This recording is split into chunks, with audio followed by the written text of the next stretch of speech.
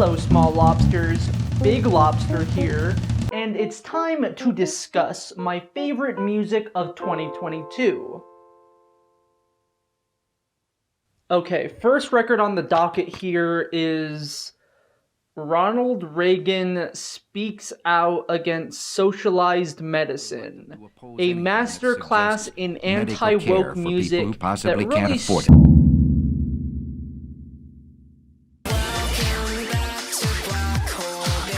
Worldwide pop is bubblegum that is mixed with a lot of colorful paint that fills your lungs with all kinds of delicious lead. It is very goofy and whimsical in that sense. How am I meant to be still? Everything is such a deal. Desperately Imagining Someplace Quiet is a very sweet record that feels like it takes place in a mall within Wisconsin. And I'm a very big fan of Wisconsin, so I think you understand how I feel about this record.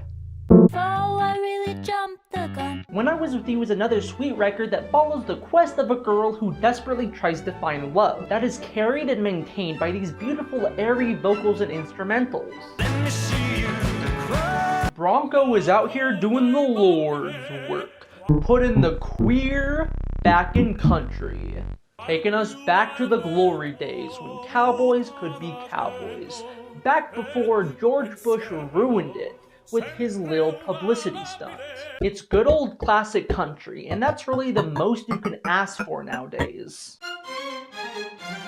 Crash was kind of a lame Charli record. Wasn't really understanding this one all that much, but I still got it on vinyl, so yeah.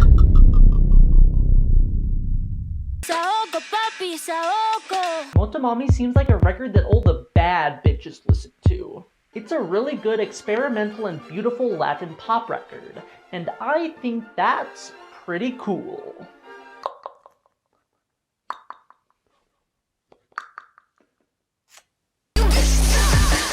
This is an absolutely feral record. It feels like Rico Nasty is about to beat the absolute shit out of me. Just like...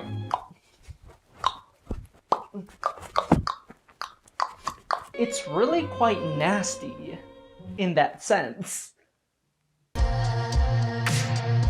American Gurl is a really enjoyable collection of pop songs by Kish, and I think it's pretty awesome. Yeah. Mr. Morale and the Big Steppers. Finally. A Kendrick album that I can sing along to. Who got the keys? No Thank You is an immensely chill album. A relaxed transitional record that is meant to take us from the immense, sometimes I may be introvert, to the next phase of her career. But even with the less focused vibe of this record, Simz still goes so hard. Say he never called another woman me more, so I opened up the way and now he adore. Are you even fucking kidding me with that bar? I really need you all to stop sleeping on ska, because ska rules. It is one of the most energetic, joyous, and radical genres of music out there, and Unbothered embodies all those traits to an immaculate degree. It's fun, it's radical, and it makes you skank. Moral of the story? Stop sleeping on ska, listen to Unbothered. Dragon's New War Mountain I Believe in You is a record that is thick, that is girthy, that is long and beautiful. There is a kind of earnestness about this album that I really do love. A bluegrass swampiness that encourages you to listen on, to absorb all the phenomenal songwriting.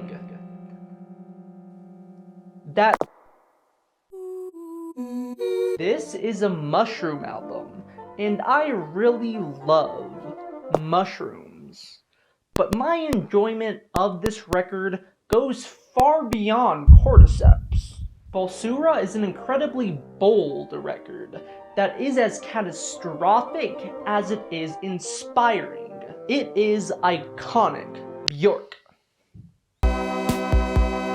Once Twice Melody is a record that you can just get lost in. Let the goo just wash over you as these slow building dream pop numbers just encapsulate you in this beautiful, gorgeous soundscape.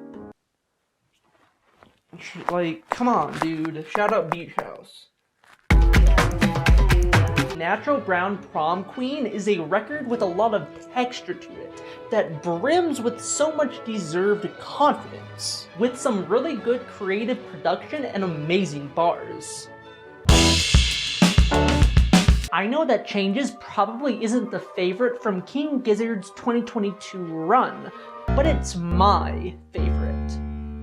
And the one thing that really pushes this album over the edge for me is the immaculate attention to detail. How far they take these melodies and how much they allow them to flourish and bloom into something beautiful, whilst retaining the same core idea throughout. They really work that D major scale.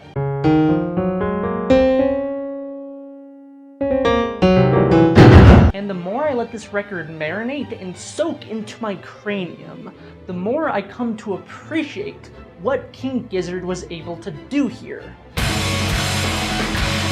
The Petrol Girls, or Oil Women, if you want to pronounce it the correct way, put out a record that was kick-ass in every single way. Baby. Full of good-ass punk and badass politics that really gets you riled up and ready to throw soup cans at government buildings. And they throw the cans of soup. That's better than a brick because you can't throw a brick, it's too heavy. Super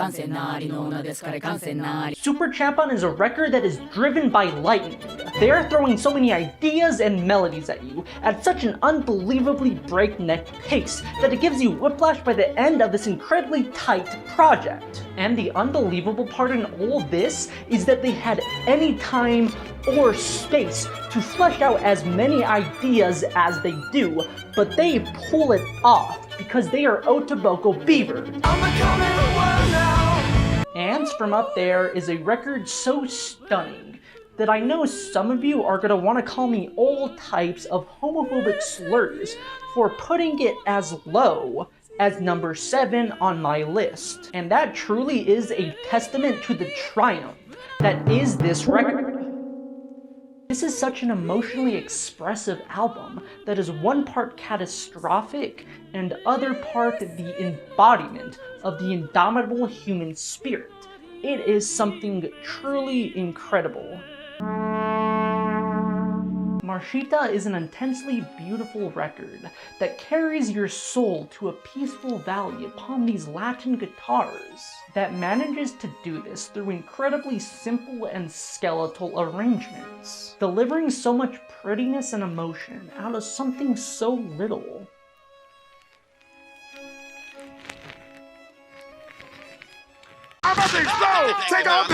Renaissance by Beyonce. Those 3 words pretty much speak for themselves. There really is no need for me to add any further commentary outside of those 3 words. You should already understand why this record is here without me having to say a damn thing. I love you, Beyonce. I love Renaissance. Please be my friend IRL. De Todas Las Flores. Come on, girl. De Todas Las Flores? You can't be serious. You have to be joking me.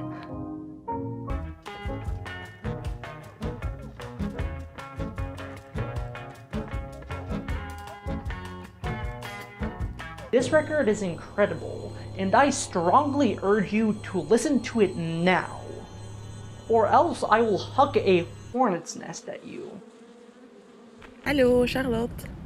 Topical Dancer is a very witty and clever album that is jammed packed with so much groove, that tackles gender and race politics in a lovably sarcastic way over these fire electronic beats. I tried to warn you that I'm bad and I'm loose. Cave World is an oddly prophetic record. A murder takes place in Japan. Are you telling me that the Viagra Boys released an album foreshadowing the murder of a man in Japan the same day that former Japanese Prime Minister Shinzo Abe was shot dead in the streets? No, this isn't real life. That doesn't happen. A new carpet is installed. A murder takes place in Japan, and someone's head is cut off in an office. This isn't a coincidence. I am not crazy. They are behind this, the Viagra Boys. They're turning kids into adrenochrome. Yeah, this record kind of stinks. Yes, I would maybe skip this one.